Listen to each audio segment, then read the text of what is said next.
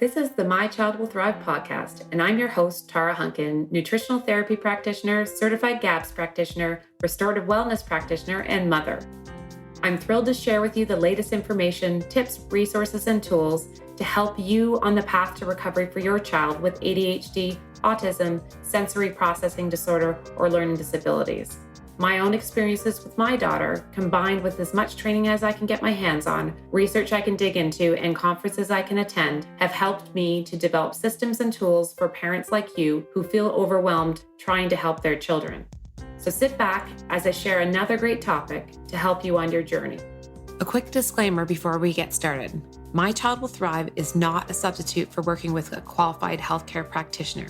The information provided on this podcast is not intended to diagnose or treat your child. Please consult your healthcare practitioner before implementing any information or treatments that you have learned about on this podcast. There are many gifted, passionate, and knowledgeable practitioners with hundreds, if not thousands, of hours of study and clinical experience available to help guide you. Part of our goal is to give you the knowledge and tools you'll need to effectively advocate for your child so that you don't blindly implement each new treatment that comes along. No one knows your child better than you. No one knows your child's history like you do or can better judge what is normal or abnormal for your child. The greatest success in recovery comes from the parent being informed and asking the right questions and making the best decisions for their child in coordination with a team of qualified practitioners in different areas of specialty. Now on with the show. Hey everyone, it's great to be here with whoever could show up today. I am excited to be back with Dr. Peter Scheier. Dr. Scheier has been a repeat lecturer on the Autism, ADHD, and Sensory Processing Disorder Summit with me. I've known him for a number of years now as well in terms of working with my family. And we're going to just revisit some of the things that he's been working on since we last talked on the summit last year. But before we get started, so first of all, welcome, Dr. Scheier. Great to be here. Thank you. Good to have you here.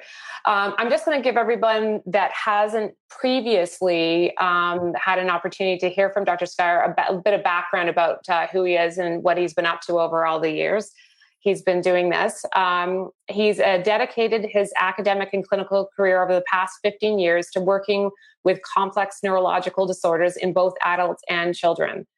He received his doctorate in chiropractic from Life University, as well as extensive postdoctoral training in functional neurology with concentrations in childhood developmental disorders, vestibular rehabilitation, and brain injury rehabilitation. In addition to his functional neurology training, Dr. Scheier has amassed thousands of hours of continued education in the areas of functional immunology, functional endocrinology, and advanced concepts in neurochemistry and nutrition over the past decade. Since 2004, Dr. Scheier has collaborated with Dr. Robert Melville, the founder of Brain Balance Centers and Hemispheric Integration Therapy. After a decade of working with children, Dr. Scheier established Scheier Integrative Health Center in Atlanta, which specializes in complex neurological and metabolic disorders, utilizing the latest advancements in neurological rehabilitation and diagnostic testing. And he's a founding member of the International Association of Functional Neurology and Rehabilitation, otherwise known as IAFNR. And he served as the president of IAFNR from 2015 to 2016. And when he's away from his practice and all this stuff, he is a dad to a soon-to-be 18-year-old son, Nicholas, and his 13-year-old daughter, Emma. Again, welcome back. Thanks a lot for having me again. I appreciate it. So let's dive right in. Like, you've been obviously had a busy, I think the summit was close to 9 months ago. The last time we went live, what have you been up to, and what do you see changing in terms of how you're working with patients and the types of cases you've been seeing in the interim? Sure. Well, most of what I've been focusing on since the last 3.5 years has really been the young adult population, ranging from ADHD to learning disabilities to autism. Again, for me, after years of working in the younger population, one of the things I realized very quickly was that population was truly underserved. And in going to conferences, having tremendous relationships with colleagues around the functional neurology community and other communities that, again, and the numbers were going that way, where there was just so many cases of children that were coming into adulthood that were still having a lot of neurological deficits that were still manifesting. And then even in the ADHD world or the learning disability world, the kids that may have gotten through high school now are getting into colleges and really falling behind because maybe some of the support services they had in their high school or junior high years, or they were attending small schools and small classrooms and stuff like that. When they went to the next level, things have changed. So that's kind of where I'm at right now in terms of that. I mean, I do dabble with traumatic brain injury and concussion, and I also work with older adults as well. But right now, one of the things I'm really passionate about is really exploring the aspect of, can we still change that young adult's brain that still had a lot of the symptomatology that they had developmentally from childhood that for whatever reason was not fully addressed, whether it was just because of that there wasn't enough services for that child, or B, that the therapies they've got may have not as been as effective as they were hoping for. But ultimately, what I'm interested in right now is really trying to show the world that even at 17 to that mid 20-year-old range, you can get a lot of therapy done, and you can do it in a way where it's a home-based model, and parents don't have to, like, how's my kid do this at college, or how do they do it if they're still at home? How do you get them to do it? So that's been something that has been exciting, because what I try to do is, rather than take a therapeutic approach with them, I take more of like a brain optimization approach where, again, tie it into more of a performance model as opposed to a therapeutic model. Yeah. So, well, that's for those people that aren't as familiar about what the brain's capable of, especially in those later years. So for anybody that's listening with a younger child, this will apply to them as well, only the changes happen more rapidly. But can you explain to people that aren't familiar with the concept of neuroplasticity and positive neuroplasticity and what that means in terms of being able to make improvements with their children? Sure. I mean, and again, we've now known for, several decades now, the brain has the ability to rewire itself based on optimal stimulation, brain-based stimulation, but also can actually create negative plasticity if we're activating loops and that could have negative impacts on us because we're constantly activating them. But that's the thing, is that we now know more than ever into our adult life that we still have the ability to create these neural pathways. And as you said, now is the creation of these neural pathways as strong as it might have been when they were younger? The thought is that the brain in the early parts of the childhood has a greater degree of ability to differentiate itself. But one thing that I'm finding more than ever now is that once you assess the young adult and you're able to really get into what areas of the brain that might be underactive, the frequency of how often you do it and the duration of how often you do it can really lead to greater plastic changes than we even thought. I've worked with models and I've been exposed to clinical models where we've done, an average of 3 hours of therapy a week, or, there's people that are, colleagues of mine and others that have patients, even in myself, that have had people come to our practices and do intensives for several days and stuff like that. And can you make neuroplastic changes in those mechanisms? Sure. But the one thing that I've found over the last several years now is that what if you're able to do that rehab every day? What if you're able to do that rehab every day, multiple times a day? Okay. And again, and that's case by case, depending on the degree of deficits that you may see in that particular case. But the one thing I can tell you now is, as I'm collecting this data and hoping one day to be able to publish it, is that it's really about the frequency and the duration of it. And maybe, if anything, more the frequency of it. And so that's what's got me excited about it, because I am working with some 18 and 19-year-old young adults that have been probably classified on the moderate end of autism, or on the severe end of autism, and their parents are just blown away with the changes that they're seeing. But again, we are doing it in 2 to 3 times a day. But how do you do that 2 or 3 times a day? Well, you're not going to do it, quote unquote, coming to a clinical setting, every day, 3 times a day. That's not, financially feasible. It's not logistically feasible. So what I've been able to do is, because of the advancements in the technology that a lot of these neurological companies have allowed me to create, is ways to be able to do it from a home-based model. Yeah. And that's a really, really important piece, right? Because a lot of times we're talking about things with parents in particular, whether they're parents of young adults that still need a lot of support, or parents of young children. It's the feasibility of actually being able to do a therapy that makes it really exciting. And when you can do it at home and it can be done with the parents, and the cost and the time and everything, it's the time just spending doing the therapy makes a big difference in terms of whether or not it's really feasible for the parents to do. Yeah, because you got to look at it this way. You have to look at it what drives the care plan. And in most instances, again, and I've been in practice now for 15 years, and early in my career, I was exposed to the insurance model, and then moved to more of a private pay model. And my whole private practice now is continuing on private pay. And the one thing it does is takes the freedom away from, okay, someone telling me how often I can see a patient and stuff like that. But the biggest freedom now, being able to do stuff from a home-based standpoint, because the technology's there to do it, is that takes away the logistic component. Okay, that again, even on the optimal level, let's say we had healthcare where you could pay for as long as you wanted to get it done. Still, you're not going to go to a therapy center 5 days a week, okay, or something like that. Or you're not going to go multiple times a day to that same therapy center or whatnot. So it takes that obstacle out of the way. So, and to me, and what we continue to see, and what I hear from many of my colleagues in the functional neurology and rehab space, is that again, the frequency of doing it. I think more than ever, we have some of the most greatest advancements in diagnostic assessments and then rehabilitative technology. And in a perfect universe, we would want to be able to rehab a patient for an hour in the practice and do it 5 days a week, but that's not reasonable. Right. So over the years of working with different principles and different programs, I've developed, I think, a model that now says, okay, how can we do it on a frequency level, a duration level, and then again, constantly evolving the program as the young adult changes, because that's the fun part. Because as you create plasticity, now what was once difficult is now something that's no longer difficult. How do you grow the next layer of the pathway? Is you're changing that neurological rehab that you're doing. And so we're still doing a lot of bedside stuff with the patient, but at the same time being able to engage that through technology. And that's really, I think, really cool. Yeah.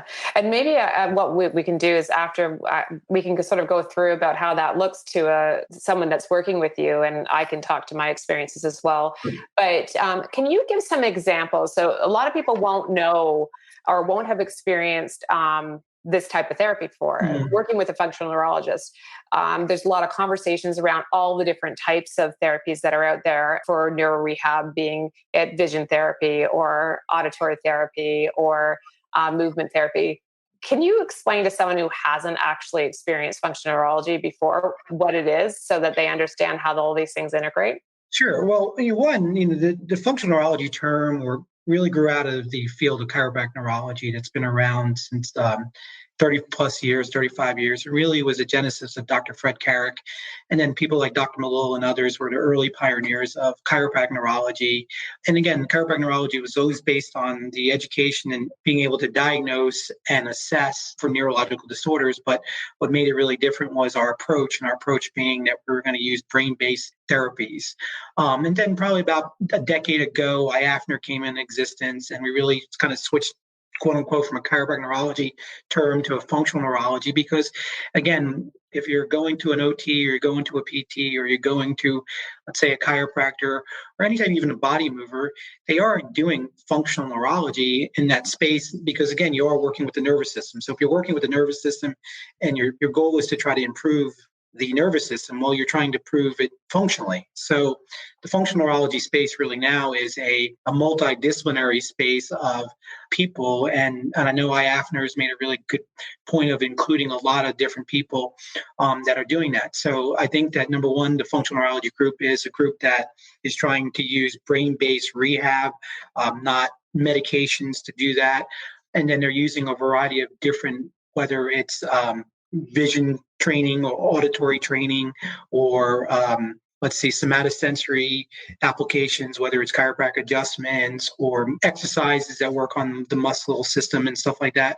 So again, it's a wide variety of people. Now, the functional neurology group that I'm a part of is still the part that is either being trained through IAFNR or being trained through the Carrick Institute and stuff like that. So there is a little bit of a differentiation in that relationship. But in general, if you are going to a practitioner, they are quote unquote doing functional neurology. It's just who's got some of more of the specializational degrees and training and stuff like that from institutes like IAFNA or Carrick Institute.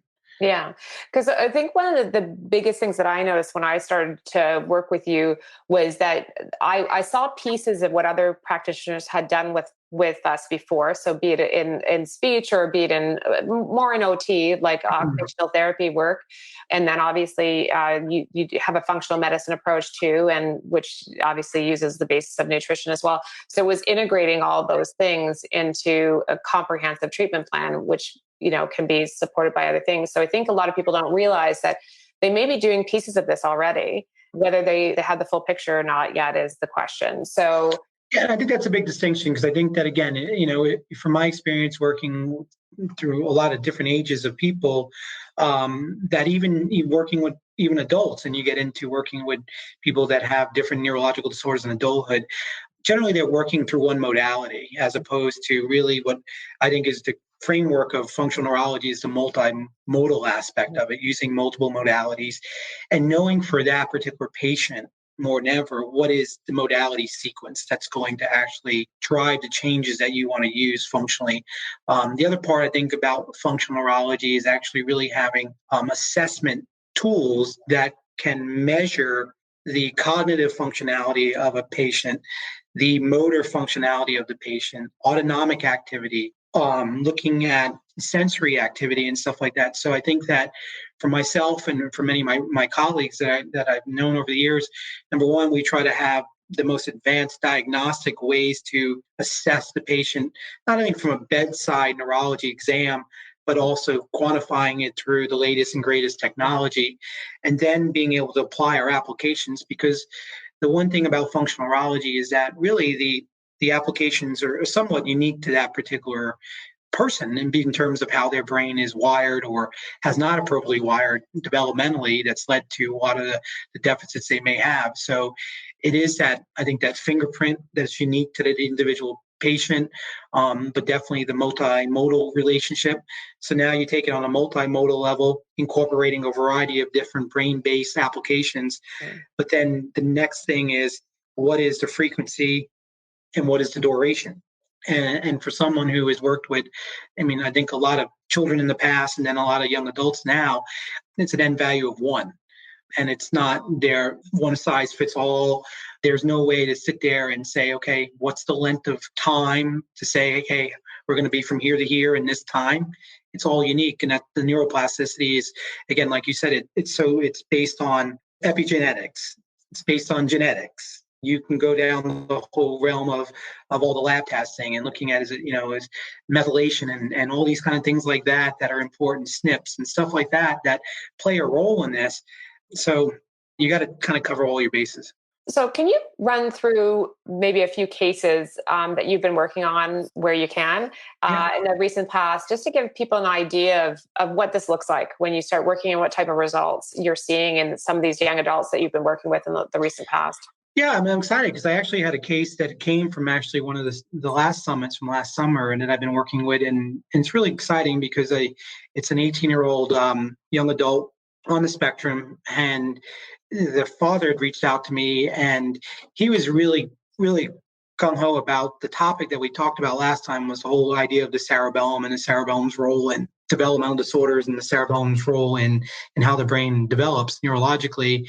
And so we just got in there and we did this, and we were able to do an assessment actually through me being able to walk the adult through the assessment of their particular young adult. And so what was exciting was that he didn't have to get on a plane and come here and stuff like that. He could have very well come to Atlanta and done it, but he was able to go through a series of different assessments. That the best way to explain how we do this assessment is that in the brain, there's these different parts of the brain, and whether it's the frontal lobe or the parietal lobe or the occipital lobe, you get into the brain stem, and then we get into the area called the cerebellum. And there's very, very easy ways to assess that, bedside ways to assess that, and be able to look at the integrity of that circuit. How well is it functioning? And then looking at it from a one side of the brain versus the other side of the brain in that relationship. And then once we go through that assessment, then we were able to determine, okay, in this particular case, there was a lot of problems in motor coordination, motor timing, motor planning, problems in eye tracking, difficulties with the vestibular system. So again, it was very interesting for this particular parent because he had gone to a variety of different people, and no one had gone to the breadth and depth of this assessment, and we had to deal with primitive reflexes and stuff like that. So we started taking on the major deficits like the cerebellum, which contributes to balance and motor coordination and motor timing and motor planning. So we just started out doing a lot of cerebellum-based rehab. And again, we started simply with trying to master the idea of balancing on one foot. Could he balance on one foot from one side to the other? Could he balance with his eyes closed? Could he balance in a tandem stance where he had one foot in front of the other? Okay.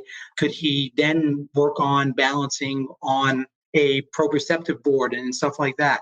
And then from there, we were able to work on, again, we had other things going on simultaneously. So we had him doing eye movement therapy while he was balancing and stuff like that. So, because again, a lot of people are doing proprioceptive-based rehab, but you multimodal it by adding things like different sound frequencies or music frequencies that may activate one particular part of the temporal lobe as opposed to another part of the temporal lobe, or doing specific eye movements that may activate one part of the cerebellum versus the other part of the cerebellum. So these are things that we can layered on. And what's fascinating is I'm hoping that with this father's permission, that one day to show video of where he was at the beginning and where he is now, because where he's at now is astonishing in terms of that he can now get on this very, very advanced balance board, and he can now actually shift the balance board like it's almost like a skateboard, and he can move it side by side. At the same time, he's actually doing very other complex motor activities. And we're getting to the point here soon where we believe we're going to be able to put him on this balance board. At the same time, he's doing interactive metronome therapy and being able to do that. And that in itself, and every week I'm getting weekly updates from the father that, this is getting better and this is getting better. Now, the question is, well, how does it translate into real day-in-day life? Well, one, they are seeing, cognitive changes. Again, he's an 18-year-old, and the cognitive changes or the cognitive deficits were very severe. So they are slowly moving functionality-wise. But the one thing that we're seeing is because we're doing it so often that he's just moving in a very linear way, cognitively, motor-wise. We're using some applications that are also priming his language and developing his language more. At the same time, we're doing cerebellum-based therapy. Yeah, well, and actually, I think that's you answered a question that came up sort of as you were talking there, is that a lot of people don't understand the connection between doing these motor-based therapies. So thinking about balancing on a balance board, and that sounds great. And we obviously want their motor coordination to improve, but what that means in terms of understanding what that means in terms of their overall cognitive and emotional. And another time we'll dive into the whole cerebellum thing, because that's your specialty. That's a long conversation. At the end of the day, that what parents have to realize is that the cerebellum is setting the basis for all human cognition. Okay, so when we see deficits in the cerebellum and we see muscle tone imbalances, or we see problems in gait function, for example, one of the things that came up a while back was I'd asked him to say, hey, can you take your son and ask him to draw a clock? And he's like, oh, yeah, he'll be able to draw a clock. And he was so astonished that he could not draw a clock. And so now, after weeks of focusing on different parts of the cerebellum, he's not just drawing a clock. He's now drawing, recently I got a picture of him drawing a train and stuff like that. So his complexity of his drawing has gotten better because we started working and focusing on different parts of his cerebellum.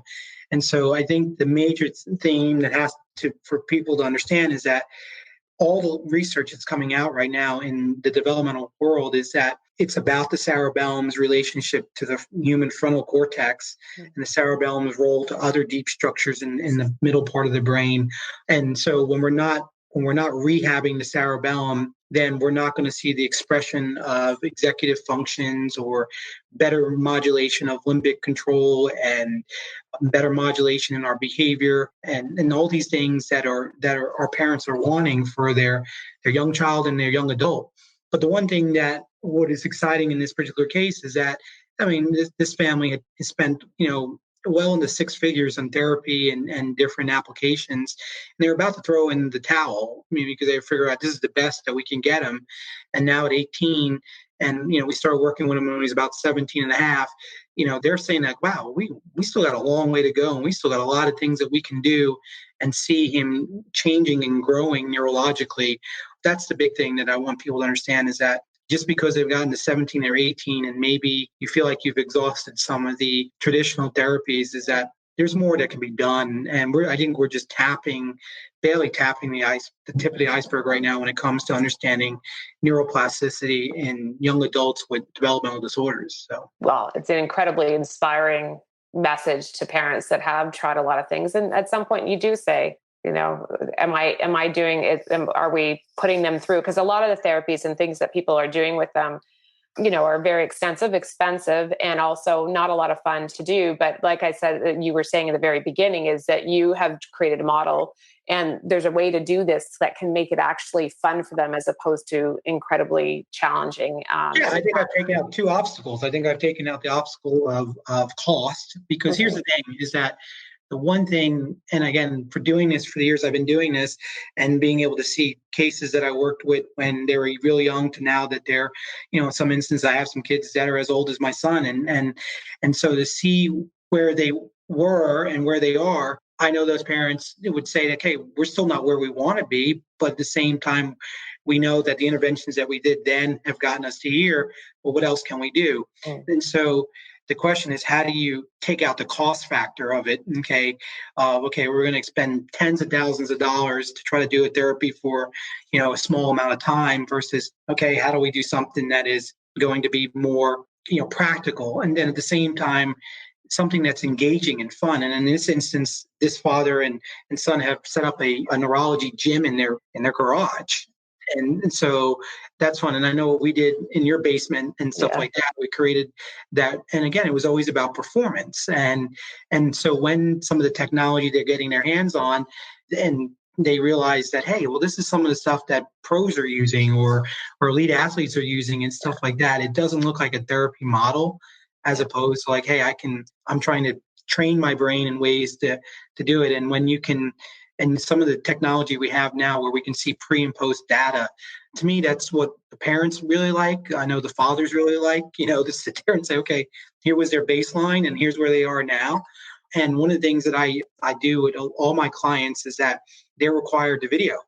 Mm-hmm. And so I have just probably several hundreds of hours of video of patients that we can see where the young adult was here and now where they are now. That make it pretty remarkable. Yeah, no, and it's funny. It's something I talk about with people all the time is tracking this stuff is really important for so many different reasons. But part of it is for the motivation to continue. And when you're doing something right, because sometimes that, like you said, that although you're seeing linear progress because of the consistency of what they're doing right now, sometimes the progress is slow. But when you look back to where you started, you realize you've come a really long way and you're going in the right direction. So that's really important.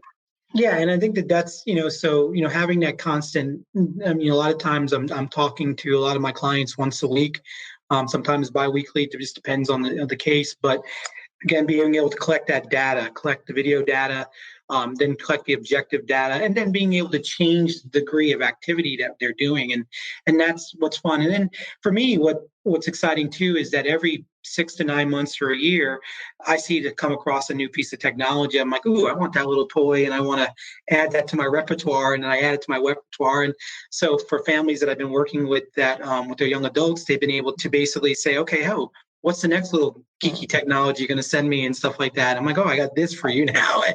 And they seem to like that. And so because I think we're in the era of that, ooh, when's Apple going to come out with their new iPhone and stuff like that? So everybody was looking for an upgrade. Yeah. So they're like, do I get an upgrade neurology wise? I'm like, yeah, I think I got this piece of technology that we may want to use and stuff like that. So yeah, no, there's always good stuff coming out. We have a question from someone that's watching. Becky's asking, she says her almost 13-year-old son has a sensory issues plus anxiety and OCD behavior. Can you suggest some calming activities? I've tried to have him do slow breathing exercises, but sometimes he gets more upset at me. The only thing that he will do on his own is roll his body around in blankets for a while. How do I get him assessed and find help? I think we have county insurance in Sacramento, California. He has a younger brother that has ADHD behavior. And so they end up bothering each other each day, frustrating and exhausting. And Becky, we hear you. Yeah. And again, I think obviously you begin to start looking at what you just described there with the rolling in the blanket and stuff like that. A lot of times it's obviously a need for vestibular activation. And so I think that first and foremost is being able to drive that vestibular system, drive the motor system. When we look at doing things like cross crawl activities, or even getting them to do jumping on a trampoline or things like that, some general things that are going to stimulate, and usually when we're using our large muscles and we're using our big muscles, if we're doing some jumping jacks or doing something like that, we are going to fire more into the right hemisphere to do that. And there's going to be a relationship with the right hemisphere, dampening down some of the limbic activity and the basal ganglia in terms of that's producing a lot of the excess motor activity. So, I mean, that would be, some generalities in terms of that, just getting large muscles to move. Because again, a lot of the times in many of these kids is that they'll want to use screens as a calming tool and stuff like that. But getting large muscle activity is the big thing, and working on core aspects. There's tons of great practitioners in California to reach out to and stuff like that. I know there's brain balance centers out there as well in California for that younger population to reach out to and stuff like that. But those are people that again, a lot of their therapy is going to be based on really assessing that vestibular system, assessing the motor tone. My experience with cases of ADHD or OCD or on the autism end of it is that they are going to have more of the low muscle tone. They're going to probably have the hypovestibular. They're going to have under vestibular activation. So they're going to be craving a lot of vestibular stimulation. So that's why they may rock. They may want to be spun, or they may roll themselves in blanket and stuff like that as a soothing mechanism. So it's a real sign of generally probably hypo in terms of underactivity. Sometimes you may catch a hyperactivity where now they get any type of movement makes them nausea and stuff like that. So yeah. When it comes to sort of gaming those types of activities, like, because as she mentioned, he gets annoyed when she tries to get him to do certain things. So what are some of the techniques or strategies that you use with your patients in the clinic or tell your parents to do to get kids more engaged, kids and the young adults? Because actually young adults can be actually in a lot of times be even more difficult. Yeah, I mean, that's the funny thing about it is working. They get really stubborn. Again, they get even more sedentary in their ways and stuff like that. I mean, I don't even know if there's any magic to it in terms of because each particular case has been individualized and stuff like that. But no, one of the things is, again, for me is always trying to engage them one-on-one and trying to find that one thing that I think is going to, find a way for them to want to do it. I mean, I wish I had a perfect answer to sit there and go, hey, this is exact exercise that's going to calm them down. I kind of just try to find the one or two that are going to do it, that they're willing to try doing and stuff like that. And I've gone as far as dancing with adults, when I was working with kids, trying to find, a way to okay, copy me or, run around with me and stuff like that, just to get their large muscles moving and stuff like that. So there's not one simple answer to that. I think that I wish I could give that. I would say that, the best thing you can do is just try to get, if the weather's nice, get them outside, try to get them, engaged in some type of activity that they'll be willing to try and stuff like that.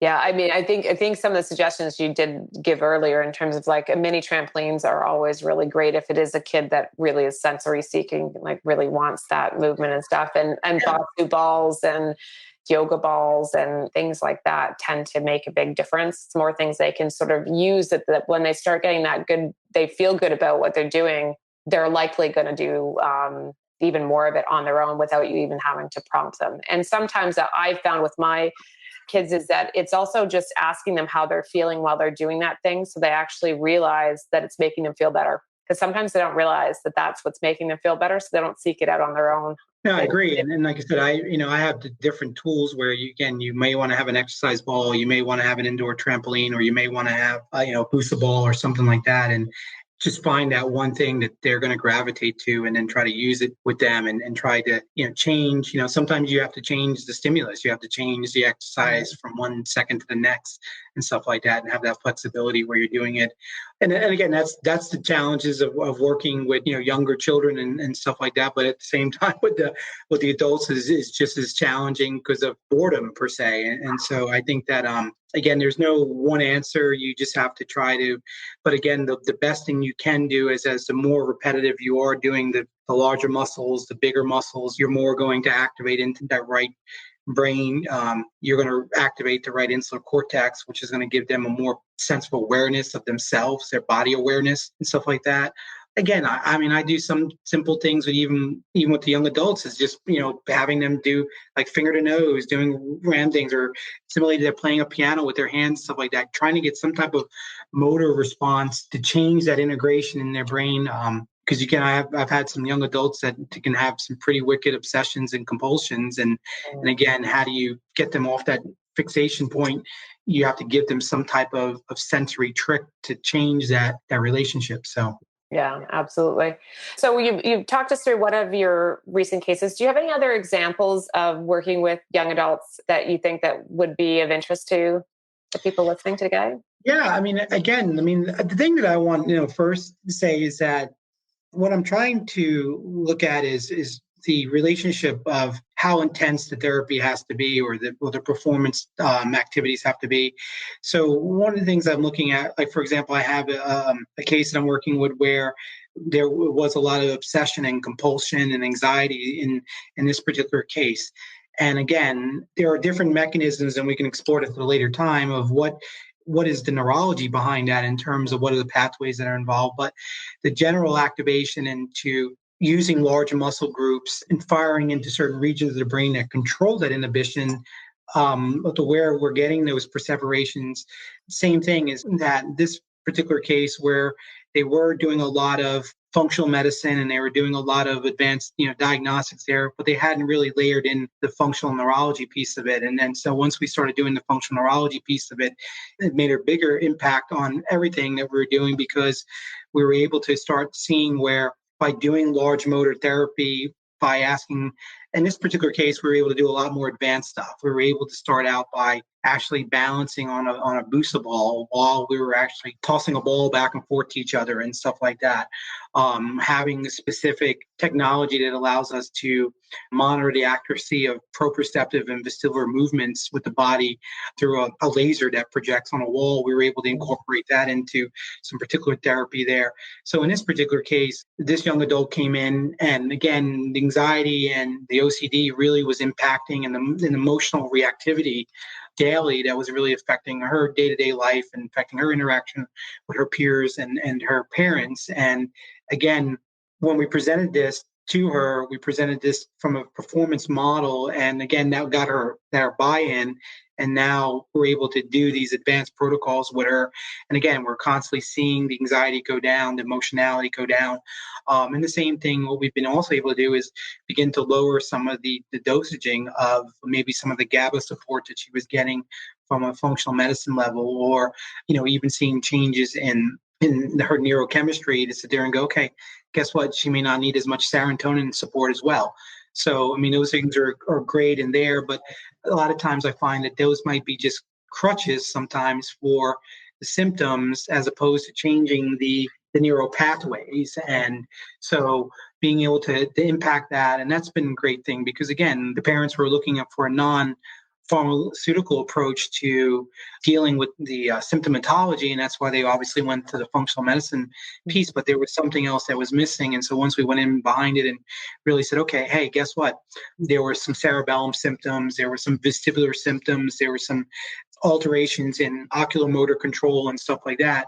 Once we started doing that, that made a big difference and started calming those circuits down to where, okay, now, again, it's normal for us to have some level of anxiety. It's normal for us to get caught on a thought and stuff like that, but not to have this exacerbation of it constantly, or that fight or flight response that wants to kick in very quickly and stuff like that. So, yeah, those are things that we've been able to begin to do and calm that system down. And again, this is, another 18, 19-year-old patient. And so they were very happy to see that we were able to make those changes in a very quick instance in this particular case, because where we started from. And that's amazing. And I think that actually one of the things that you that brings up is from personal experience too. I can say that doing a lot of obviously nutrition and would be considered functional medicine style approach for a long time, you sometimes can get stuck in a nutrient therapy cycle because you haven't actually been able to fix the problem. Like, for example, with digestion, I've said this before, digestion just doesn't seem to fix itself. You end up on digestive supports for a really long time without fixing the brain. And the vagus nerve just is not functioning the way it should be. And your vagal tone is poor. And as soon as we started doing these types of rehab exercises, it made a massive difference and allowed us to start stepping away from some of those things. So it's interesting to hear from a different perspective, not just through digestion, but other types of neurotransmitters that are being impacted by doing the rehab as well. Yeah, because my worry is that, in the functional medicine world, and again, and I'm a part of it, I've trained with some of the icons in the arena. And so my worry is always, are we substituting sometimes that, and are we chasing symptoms all the time, as opposed to looking at, okay, and this is my bias from a functional neurology model, is to sit there and say, okay, how much of that symptomatology is related to the lack of connectivity in that particular circuit? And then is the biochemistry going to have a role? And sure, it's going to have a role. Is it going to probably look exacerbated because of the underdevelopment in those circuitry? Because again, at the end of the day, the literature is really clear on what parts of the brain are underdeveloped in these different disorders. And one of the things that we're seeing more now in the literature is we're seeing more and more adults where they're doing brain research on adults now and looking at imaging studies. And that's really exciting because, again, we're seeing research that comes out and says, guess what? An adult with ADHD has underdevelopment in their cerebellum or has underdevelopment in their frontal striatal pathways from their frontal lobe to their basal ganglion and stuff like that. So, again, that we're not just looking at the research from a childhood perspective. We're looking at it now from an adult perspective. We're looking at, yes, do we know that depression and anxiety disorders and neuropsychiatric disorders, is there a role in neuroinflammation and changes in how the immune responses and endocrine and the gut microbiome and all that? Without a doubt. But what I don't want, and one of the things that I'm concerned with, is that we get on these bandwagons a little bit, and some of the icons in this world start just going down this tunnel and kind of forgetting over here. We have this whole thing called the brain, and we have these different parts, and I can produce just as many studies that show, guess what, depression, in depression, guess what, we have these underactivities in the cerebellum, or we have underactivity in the right frontal lobe or the left frontal lobe and stuff like that and stuff. So you got to account for that. You can't just sit there and go, okay, I'm going to do a gut microbiome protocol with everybody and I'm going to heal the depression or the anxiety. I just don't live in that vacuum. So that's my worry, that, not to say that summits are bad and all that stuff, but to say that, we can get in that little myopic space, I think, and not realize that there are other mechanisms involved. So I think the best thing that everybody should do, and whether you suspect that, whether it's your child or your young adult or even yourself, is to really, get to someone that understands functional neurology, that can do a functional assessment of your brain. There's a lot of talented practitioners out there that have been well trained in this art to be able to assess, is your frontal lobe working right? The other day, I accidentally closed my back of my SUV on top of me for about a day or two. I was like, ooh, I'm a little loopy here, So I stuck myself in front of my technology and did some brain rehab and stuff like that. So, I think that that's the thing. I think that we have to realize that we have this amazing organ here that is controlling all facets of our physiology. It's biodirectional, and I'm just worried, and I know others in my field are worried that we're not talking enough about the brain controlling all this and understanding that if there's underdevelopment in key areas, that, again, we can put people on medications, we can put people on the most advanced supplement protocols and stuff like that, and still might not be, hitting the mark. So. Yeah, well, I guess the bottom line is that if there's been the impact of negative neuroplasticity, so something didn't develop properly and then it's been sort of repeated over time, if we don't rehab it to correct that when we have the right underlying factors in place. So you can fix the biochemistry and the diet and the microbiome and all those things, but you need to actually fix those neural pathways too. Otherwise, yeah, and I'm not aware of any particular supplement right now that's going to change neuroplasticity. The only thing I'm aware of that goes in and changes neuroplasticity is the engagement of the brain through its sensorium, okay, through visual stimulation, auditory, tactile, vestibular, the rest of the somatosensory system. And when you're combining it and you actually know the ways to combine it for that particular brain and then that specific area of brain, okay. Again, what I want families to understand is that let's move away from the labels. Let's move away from, I think the labels are a great starting point to have a conversation. But at the end of the day, let's talk about functionality. Let's talk about the functions of the brain. I tell my patients that I think I'm just a geeky electrician that knows that, hey, these circuits are the circuits in the brain that are related to the right frontal lobe, the left frontal lobe, the right cerebellum, the left cerebellum, the right brainstem, the left brainstem. I'm going to go in there. We're going to, and through a neurological examination, bedside neurological examination, using advanced diagnostic equipment to be able to say, okay, hey, what parts of your brain may not be working as well.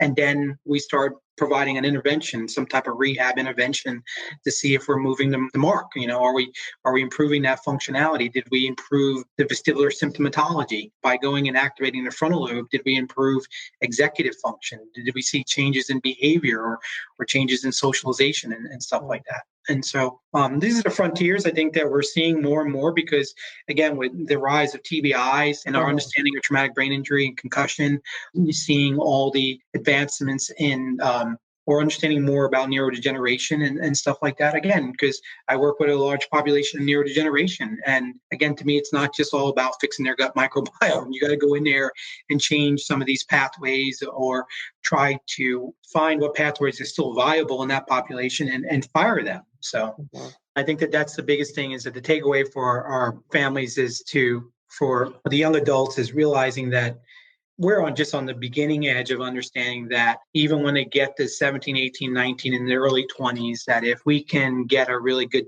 diagnostic assessment, then we can begin to build these programs that are unique to their individual expression of their brain relationships and then be able to change. And I continue to hope that as more and more, as I'm able to work with more of this population, that I can help be part of that conversation, show that we have not just hundreds, but thousands of young adults that are seeing their brain change and grow and be able to get to whatever functional capacity that we get. I think it's, to sit there and say that, oh, okay, once they get to the young adult age, there's nothing we can do. Just stop doing everything, stop, giving them the vitamins and the minerals and everything and stop, doing therapy. I just think that's a wrong approach. I think that we can do more. And that's what I'm excited about. And I'm excited about working with the population of young adults that are in college and working with the ADHD population, a lot of anxiety disorders there, a lot of obsessive compulsive relationships. And one of the other fascinating things is that I've worked with some of the parents of some of the cases I've worked with because they themselves are noticing that they had ADHD or learning disability or they have some anxiety or in depression, and then how it's affecting their lives now and stuff like that. And what can they do to do that? So. Yeah. And I think we're going to have another conversation about that entirely soon because it's a really big topic. And a lot of the parents just aren't taking care of themselves because they're obviously focused on their kids. No, and I agree. And one of the things I like about trying to do the program with the young adults is engaging the caregiver to do a lot of the activities with their child and stuff, because again, they are able to work hand in hand. And some of the things that, especially when they're demoing some of the applications, that some of the caregivers will go, "You want me to do what?" And I'm like, "I want you to do that." They're like, "I don't know if I can do that." I'm like, "Okay, so we're going to work on your brain a little bit and get you going, so that way you can demo it for your young adult." But it's fun, it's exciting, and I think that's where, again, I hope that more and more practitioners will pick up on the fact that we need to serve this population of young adults. So there's a great degree of young adults that are aging up in that autism. These are frontier questions, and I think that we can, thank you for having me, so we can have this conversation and let parents out there know that just because their child has gotten to that 17, 18, 19-year-old range or 20-year-old range, not to give up, that there's more that we can do, and we can work with that. And I don't know what the timeline is. I don't have a crystal ball. I don't know, is it 3 months, 6 months, of the year, and stuff like that. My goal is to continue just working with individual cases and trying to figure out what are the realistic expectations, and how far can we take these young adults and improve their life and stuff like that. So, And on that note, you and I have talked about doing this on a more regular basis. So if people have questions, please continue to send them in, and we'll address them the next time. And I don't know if you had time, Dr. Skyer, to look at the comments after this recording goes onto Facebook, so people can ask questions if they're watching it later on. Yeah, absolutely. I'll definitely have some time and stuff like that. And then for those who want to, reach out to me and stuff like that, they can just go email me at DRP Skyer at Skyer Integrative Health Centers and reach out to me. And because again, my focus right now is really that younger adult population, and really trying to integrate. And I have a practice here in Atlanta where patients can come and see me in Atlanta if they're local or they want to fly in. And for those that are out and around the country, and I have clients worldwide that we're able to do this through distance, because I can get the technology in their hands and ship to them and stuff like that, and then be able to control remotely through my e-practice and stuff like that. So that's really cool with technology these days. So and it's fun, and I think that's the thing about it, is that from a performance standpoint that we can show, and my goal is to continually show that we are making changes in these cases. Yeah. And I can obviously say, as people know, I've worked with you personally. So it's fantastic to work with. And the ability to do it remotely and do most of the work at home really makes a massive difference. And then I think also in that environment that a lot of times, even with the young adults, they still need a routine, and they like their routine. So being able to do it in the confines of their home is great. But I think that also engaging it with their parents or other caregivers, it makes it more fun. And again, always trying to change the platform that we're working from, in terms of when they are changing and they are improving, what is the more difficult things that we can do to make it even better and more successful. And then now with a lot of the online technology that's available, to be able to measure it and measure the outcomes. And one major piece that I've been trying to incorporate into this is trying to measure a lot of this on a cognitive level, because the motor stuff is very black and white. We can measure that, we can see that, we can record that through video. Now to be able to have cognitive assessments and then be able to then see how they're changing, that's the next frontier. So that's wonderful.